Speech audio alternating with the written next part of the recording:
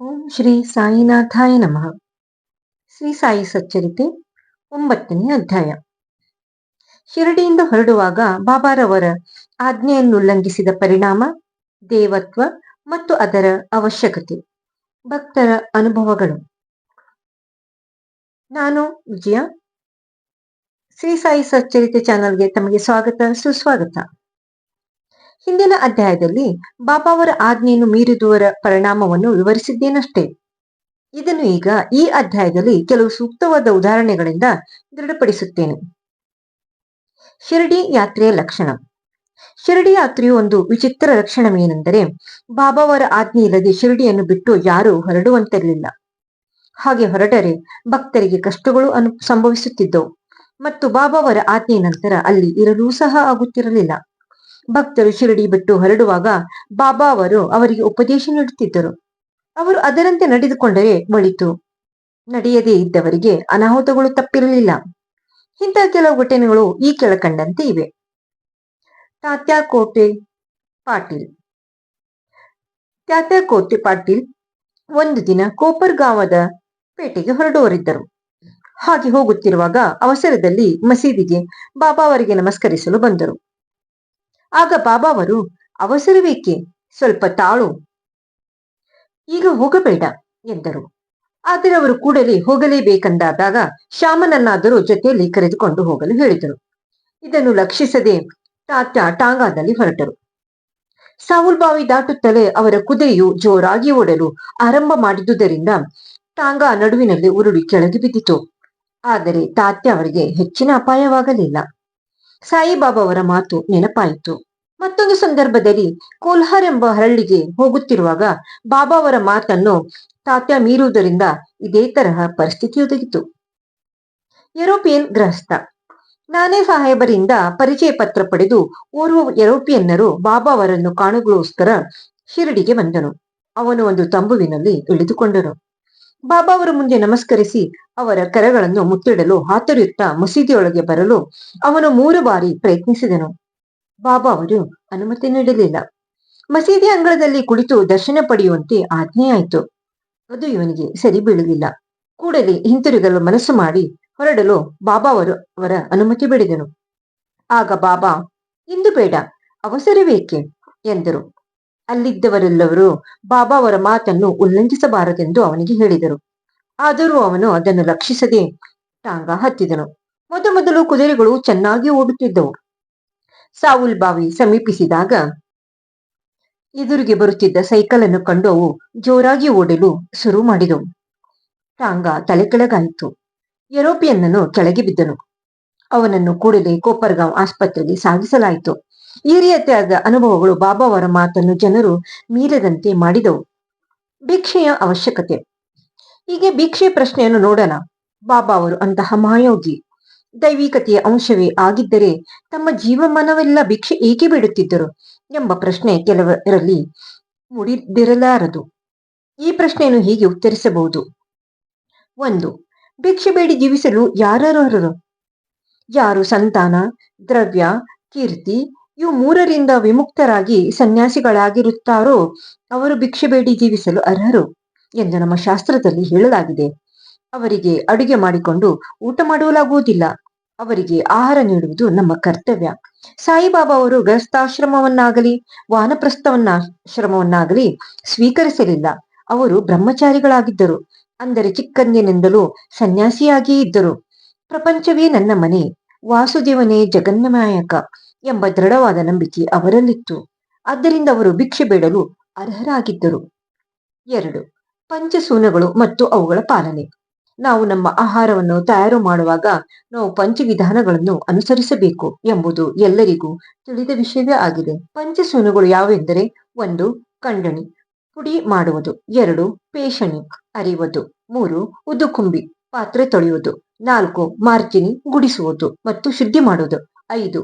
ಚುಲ್ಲಿ, ಬೆಂಕಿಗೆ ಹಾಕುವುದು.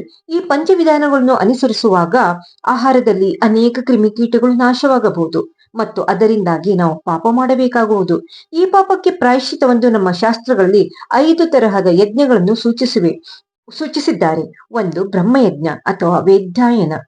ಬ್ರಹ್ಮ ನಿವೇದನೆ ಅಥವಾ ವೇದವ್ಯಾಸಂಗ್ಯ. 2 ಪಿತೃಯಜ್ಞ, ಪೂರ್ವಜರಿಗೆ ಅರ್ಪಣೆ. 3 ದೇವಯಜ್ಞ, ದೇವತೆಗಳಿಗೆ ಅರ್ಪಣೆ. 4 ಭೂತಯಜ್ಞ. 5 ಮನುಷ್ಯ ಅಥವಾ ಅತಿಥಿ ಯಜ್ಞ. ಈ ಯಜ್ಞಗಳನ್ನು ನಾವು ಸರಿಯಾಗಿ ಪಾಲಿಸಿದರೆ ಅವು ನಮಗೆ ಜ್ಞಾನ ಮತ್ತು ಮುಕ್ತಿ ಮಾರ್ಗಕ್ಕೆ ಸುಲಭವಾದ ದಾರಿ ಹಾಕಿಕೊಡುತ್ತವೆ. ಈ ಕರ್ತವ್ಯಗಳು ನಮಗೆ ಜ್ಞಾಪಿಸಲುಗೋಸ್ಕರವೇ ಬಾಬಾ ಅವರು ಪ್ರತಿ ಮನೆಯ ಬಾಗಿಲಿಗೂ ಹೋಗುತ್ತಿದ್ದರು. ಅದರಿಂದ ಈ ರೀತಿಯಾದ ಪಾಠ ಕಲಿತವರು ನಿಜಕ್ಕೂ ಧನ್ಯರು. ಭಕ್ತರ ಅನುಭವಗಳು. ಯಾರು ಒಂದು ಪತ್ರಿ, ಫಲ ಅಥವಾ ಉದಕ ಇವುಗಳನ್ನು ನಿರಂತರ ಪ್ರೀತಿಯಿಂದ ನನಗೆ ಅರ್ಪಿಸುವರು, ಅಂತವರು ಪರಿಶುದ್ಧವಾದ ಪ್ರೇಮವನ್ನು ನಾನು ಸದಾ ಮನಪೂರ್ವಕವಾಗಿ ಸ್ವೀಕರಿಸುತ್ತೇನೆ ಎಂದು ಶ್ರೀಕೃಷ್ಣನು ಭಗವದ್ಗೀತೆಯಲ್ಲಿ ಹೇಳಿರುತ್ತಾನೆ. ಹೀಗೆ ಬಾಬಾ ಅವರಿಗೆ ಏನಾದರೊಂದು ಪದಾರ್ಥವನ್ನು ಭಕ್ತಿಯಿಂದ ಅರ್ಪಿಸುತ್ತೇನೆಂದು ಮನಪೂರ್ವಕವಾಗಿ ಹೇಳಿಕೊಂಡು ನಂತರ ಅದನ್ನು ಮರೆತರೆ ಅವರದನ್ನು ಜ್ಞಾಪಿಸಿ ತೆಗೆದುಕೊಳ್ಳುತ್ತಿದ್ದರು ಮತ್ತು ಆಶೀರ್ವದಿಸುತ್ತಿದ್ದರು. ಈ ತರಹದ ಅನೇಕ ಘಟನೆಗಳು ಜರುಗಿವೆ. ತರ್ಕಡ್ ಕುಟುಂಬ.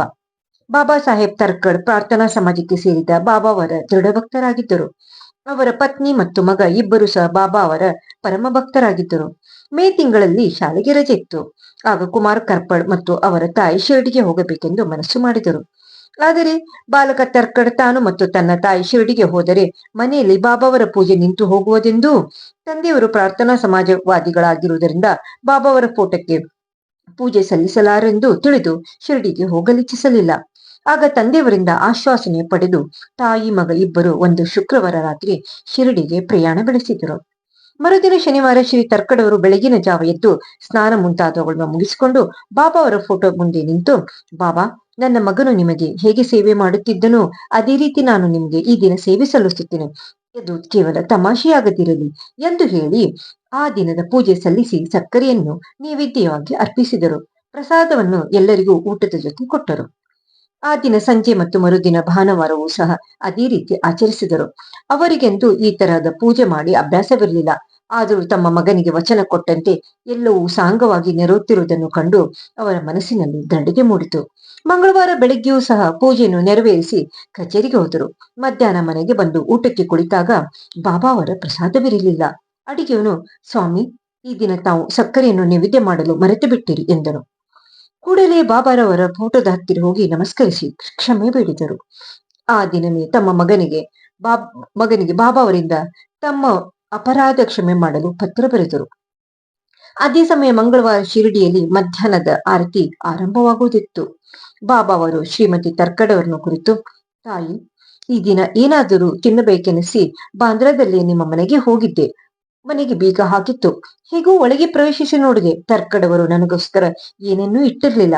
ಅತೃಪ್ತನಾಗಿ ಹಸಿವಿನಿಂದ ಹಿಂದಿರುಗಿದ್ದೇನೆ ಎಂದರು. ಶ್ರೀಮತಿ ತರ್ಕಡ್ ಅವರಿಗೆ ಇದರ ಅರ್ಥವಾಗಲಿಲ್ಲ. ಅವರ ಮಗನಿಗೆ ಮಾತ್ರ ತಕ್ಷಣವೇ ಇದರ ಅರ್ಥವಾಯಿತು.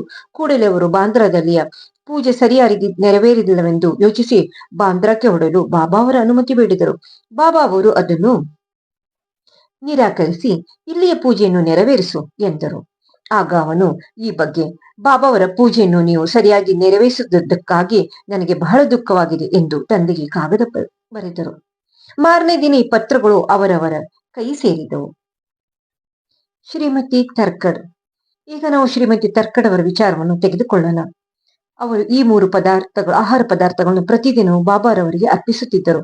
ಅವು ಭರಿತ, ಕಾಚರಿ ಮತ್ತು ಪೇಡೆ. ಇವುಗಳನ್ನ ಬಾಬಾ ಅವರು ಹೇಗೆ ಸ್ವೀಕರಿಸುತ್ತಿದ್ದರೆಂಬುದನ್ನು ನೋಡೋಣ. ಒಂದು ಸಾರಿ ಬಾಬಾ ಅವರ ಪರಮ ಭಕ್ತರಾದ ಬಾಂದ್ರಾದ ಶ್ರೀ ರಘುಭಾಸ್ಕರ್ ಪುರಂದರೆಯವರ ಕುಟುಂಬ ಸಮೇತ ಶಿರಡಿಗೆ ಹೊರಟರು. ಶ್ರೀಮತಿ ತರ್ಕಡ್ ಅವರು 2 ಬದನೆಕಾಯಿಗಳನ್ನು ಕೊಟ್ಟು ಒಂದರಿಂದ ಭರಿತ ಮತ್ತೊಂದರಿಂದ ಕಾಚರಿ ಮಾಡಿ ಬಾಬಾ ಅವರಿಗೆ ಅರ್ಪಿಸಲು ಶ್ರೀಮತಿ ಪುರಂದರವರಿಗೆ ತಿಳಿಸಿದರು. ಪುರಂದರೆ ಶಿರಡಿ ತಲುಪಿದ ತಕ್ಷಣವೇ ಬಾಬಾ ಅವರಿಗೆ ತಾವು ತಂದ ವಸ್ತುಗಳನ್ನು ಅರ್ಪಿಸಲು ಹೋದಾಗ ಬಾಬಾ ಅವರು ಊಟಕ್ಕೆ ಕುಳಿತಿದ್ದರು. ಬಾಬಾ ಅವರು ಭರಿತ ಉಂಡು ಬಹಳ ಚೆನ್ನಾಗಿದೆ ಎಂದು ಹೇಳಿ ಎಲ್ಲರಿಗೂ ಹಂಚಿ ನಂತರ ಕಾಚರಿ ಕೇಳಿದರು. ರಾಧಾಕೃಷ್ಣ ಮಾಯಿಯನ್ನು ಕರೆದು ಅವಳಿಗೆ ಕಾಚರಿ ತಯಾರು ಮಾಡಿ ತರಲು ಹೇಳಿದರು. ಆದರೆ ಆಗ ಬದ್ನಿಕಾಯಿ ಮೋಸಂ ಇರಲಿಲ್ಲ. ಭರಿತ ಯಾರು ತಂದರೆಂದು ವಿಚಾರಿಸಿದ ಮೇಲೆ ಅದನ್ನು ಒದಗಿಸಿದ ಶ್ರೀಮತಿ ಪುರಂದರೆಯವರಿಗೆ ಬದನೆಕಾಯಿ ಒಪ್ಪಿಸುವ ಜವಾಬ್ದಾರಿ ಇದು ಎಂದು ಎಲ್ಲರೂ ಮನಗಂಡರು. 1915 ಡಿಸೆಂಬರ್ದಲ್ಲಿ ಶ್ರೀ ಗೋವಿಂದ ಬಲರಾಮ್ ಮಾನಕರ್ ತಮ್ಮ ತಂದೆಯವರ ಶ್ರಾದ್ದವನ್ನು ಮಾಡಲು ಶಿರಡಿಗೆ ಹೊರಡಬೇಕೆಂದಿದ್ದರು. ಅವರು ಶಿರಡಿಗೆ ಹೊರಡುವ ಮುನ್ನ ಶ್ರೀಮತಿ ತರ್ಕಡ್ ಅವರನ್ನು ಕಂಡರು. ಶ್ರೀಮತಿ ತರ್ಕಡ್ ಅವರು ಬಾಬಾ ಅವರಿಗೆ ಏನನ್ನಾದರೂ ತಿನ್ನಲು ಕಳುಹಿಸಬೇಕೆಂದು ಯೋಚಿಸಿ ಮನೆ ತುಂಬ ಹುಡುಕಿದರು. ಪೇಡೆ ಹೊರತು ಇನ್ನಾವುದೂ ಇರಲಿಲ್ಲ. ಆದರೆ ಅದಾಗಲೇ ನೈವೇದ್ಯವಾಗಿತ್ತು. ಇದನ್ನೇ ಬಾಬಾ ಅವರು ಪ್ರೀತಿಯಿಂದ ಸ್ವೀಕರಿಸುತ್ತಾರೆಂದು ಭಾವಿಸಿ ಮಾನಕರ್ ಅವರ ಕೈಯಲ್ಲಿ ಕೊಟ್ಟು ಕಳಿಸಿದರು. ಶ್ರೀಯುತ ಮಾನಕರ್ ಅವರು ಶಿರ್ಡಿಗೆ ತಲುಪಿ ಬಾಬಾ ಅವರ ದರ್ಶನ ಮಾಡಲು ಮಸೀದಿಗೆ ಹೊರಟರು. ಆದರೆ ಪೇರಡೆ ತೆರೆದುಕೊಂಡು ಹೋಗುವುದನ್ನು ಮರೆತು ಬಿಟ್ಟರು. ಬಾಬಾ ಅವರು ತಾಳ್ಮೆಯಿಂದ ಕೆಲವು ಕಾಲ ಸುಮ್ಮನಿದ್ದರು. ಮಧ್ಯಾಹ್ನ ಮಸೀದಿಗೆ ಹೋದಾಗಲೂ ಮಾನ್ಕರ್ ಪೇಡೆ ಕೊಡಲು ಮರೆತರು. ಬಾಬಾ ಅವರಿಗೆ ತಾಳ್ಮೆ ಮೀರಿತು. ಆಗ ಅವರು ಏನನ್ನು ತಂದಿರುವೆ ಎಂದು ಮಾನಕರ್ ಅವರನ್ನು ಕೇಳಿದರು. ಅವರು ಏನೂ ಇಲ್ಲವೆಂದು ಉತ್ತರಿಸಿದರು. ಬಾಬಾ ಮತ್ತೊಮ್ಮೆ ಕೇಳಿದರು. ಪುನಃ ಅದೇ ಉತ್ತರ. ಆಗ ಬಾಬಾ ಅವರು, ತಾಯು ನನಗೋಸ್ಕರ ನೀನು ಹೊರಟು ಬರುವಾಗ ಸಿಹಿ ತಿನಿಸನ್ನು ಕೊಡಲು ಹೇಳಿ ನಿನ್ನ ಹತ್ತಿರ ಏನೂ ಕೊಡಲಿಲ್ಲವೇ ಎಂದು ಕೇಳಿದರು. ಆಗ ಅವರಿಗೆಲ್ಲವೂ ನೆನಪಾಯಿತು. ಕೂಡಲೇ ಬಾಬಾ ಅವರ ಕ್ಷಮೆ ಕೇಳಿ ತಾವು ತಂಗಿದ್ದ ಸ್ಥಳಕ್ಕೆ ಹೋಗಿ ತಂದಿದ್ದ ಪೇಡೆ ತೆಗೆದುಕೊಂಡು ಬಂದು ಅರ್ಪಿಸಿದರು. ಅದನ್ನು ಬಾಬಾ ಸಂತೋಷದಿಂದ ತಂದರು. ಈ ರೀತಿ ಶ್ರೀಮದ್ ತರ್ಕಡ್ ಅವರ ಭಕ್ತಿಯನ್ನು ಬಾಬಾ ಮೆಚ್ಚಿದರು. ನನ್ನನ್ನು ನಂಬಿದವರನ್ನು ನಾನು ಸದಾ ಆಶೀರ್ವದಿಸುತ್ತೇನೆ ಎಂಬ ಗೀತೆಯ ವ್ಯಾಖ್ಯೆ ಈ ರೀತಿ ಇಲ್ಲಿ ನಿಜವಾಯಿತು. ಹೊಟ್ಟೆ ತುಂಬ ಊಟ. ಒಂದು ದಿನ ಶ್ರೀಮತಿ ತರ್ಕಡ್ ಅವರು ಶಿರಡಿಯಲ್ಲಿ ಒಬ್ಬರ ಮನೆಯಲ್ಲಿ ಊಟಕ್ಕೆ ಕುಳಿತಾಗ ಅಲ್ಲಿ ಒಂದು ಹಸಿದ ನಾಯಿ ಬಂದಿತು. ಶ್ರೀಮತಿಯವರು ಅದಕ್ಕೆ ಒಂದು ಚೂರು ರೊಟ್ಟಿ ಹಾಕಿದರು. ಅದು ಅದನ್ನು ಸಂತೋಷದಿಂದ ತಿಂದು ಹೊರಟು ಹೋಯಿತು. ಸಾಯಂಕಾಲ ಅವರು ಮಸೀದಿಗೆ ಬಂದಾಗ ಬಾಬಾ ಅವರೇ, ತಾಯಿ, ಈ ದಿನ ನೀನು ನನಗೆ ಹೊಟ್ಟೆ ತುಂಬ ಊಟ ಹಾಕಿರುವೆ. ನನ್ನ ಪ್ರಾಣಗಳು ತೃಪ್ತಿ ಪಡೆದವು. ಯಾವಾಗಲೂ ಇದೇ ರೀತಿ ವರ್ತಿಸು, ನಿನಗೆ ಒಳ್ಳೆಯದಾಗುತ್ತದೆ. ಮಸೀದಿಯಲ್ಲಿ ಕುಳಿತು ನಾನು ಯಾವಾಗಲೂ ಸತ್ಯವನ್ನೇ ನುಡಿಯುವನು. ಈ ರೀತಿ ಯಾವಾಗಲೂ ನನ್ನ ಮೇಲೆ ದಯೆಯಿಡು. ಮೊದಲು ಹಸಿದವರಿಗೆ ಆಹಾರ ನೀಡಿ ನಂತರ ನೀನು ಊಟ ಮಾಡು ಎಂದರು. ಅದು ಅವಳಿಗೆ ಅರ್ಥವಾಗಲಿಲ್ಲ. ಆಗ ಬಾಬಾ, ನಾನು ಯಾವಾಗ ನಿಮಗೆ ಆಹಾರ ನೀಡಿದೆ ಎಂದು ಕೇಳಲು ಬಾಬಾ ಅವರು, ನೀನು ಪ್ರೀತಿಯಿಂದ ಕೊಟ್ಟ ರೊಟ್ಟಿಯ ಚೂರನ್ನು ತಿಂದು ನಾನು ನಿಜವಾಗಿಯೂ ತೃಪ್ತಗೊಂಡಿದ್ದೇನೆ. ನೀನು ಬೆಳಗ್ಗೆ ಊಟಕ್ಕೆ ಕುಳಿತಾಗ ಬಂದ ನಾಯಿಯು ನನ್ನ ಅಂಶ. ಇದೇ ರೀತಿ ಇತರರ ಜೀವಿಗಳೂ ಸಹ. ನಾನು ಈ ರೀತಿ ಅಲೆದಾಡುತ್ತೇನೆ. ಯಾರು ಈ ತರದ ಪ್ರಾಣಿಗಳಲ್ಲಿ ನನ್ನನ್ನು ಕಾಣುವರೋ ಅಂತವರು ನಾನು ಆಶೀರ್ವದಿಸುತ್ತೇನೆ. ಭೇದ ಭಾವಗಳನ್ನು ತೊರೆದು ಈ ದಿನ ಸೇವೆ ಮಾಡಿದಂತೆ ನನ್ನ ಸೇವೆ ಮಾಡು. ಈ ಅಮೃತ ವಚನಗಳನ್ನು ಕೇಳಿ ಅವರ ಮನಸ್ಸು ಕರಗಿತು. ನೇತ್ರಗಳಿಂದ ಆನಂದ ಬಾಷ್ಪ ಉಕ್ಕಿದವು. ಪಾಠ: ಸಕಲ ಜೀವಿಗಳಲ್ಲಿಯೂ ಪರಮಾತ್ಮನನ್ನು ಕಾಣಬಹುದು ಎಂಬುದು ಇದರ ತಿರುಳು. ಉಪನಿಷತ್, ಗೀತೆ, ಭಗವತ ಎಲ್ಲ ಪುಣ್ಯ ಗ್ರಂಥಗಳು ಇದನ್ನೇ ಸಾರುತ್ತಿವೆ. ಈ ರೀತಿ ಸಾಯಿಬಾಬಾ ಅವರು ಉಪನಿಷತ್ತನ್ನು ಕಾರ್ಯಾಚರಣೆಯಲ್ಲಿ ತಂದರು. ಓಂ ಸಾಯಿ ಪ್ರಣಾಮ್. ಓಂ ಶ್ರೀ ಸಾಯಿನಾಥಾಯ ನಮಃ. ಇಲ್ಲಿಗೆ 9ನೇ ಅಧ್ಯಾಯ ಪೂರ್ಣಗೊಳ್ಳುತ್ತದೆ. ಶ್ರೀ ಸಾಯಿ ಸಚ್ಚರಿತೆ ಚಾನೆಲ್ ಅನ್ನು ಸಬ್ಸ್ಕ್ರೈಬ್ ಮಾಡಿ, ಶೇರ್ ಮಾಡಿ, ಲೈಕ್ ಮಾಡಿ. ಧನ್ಯವಾದಗಳು.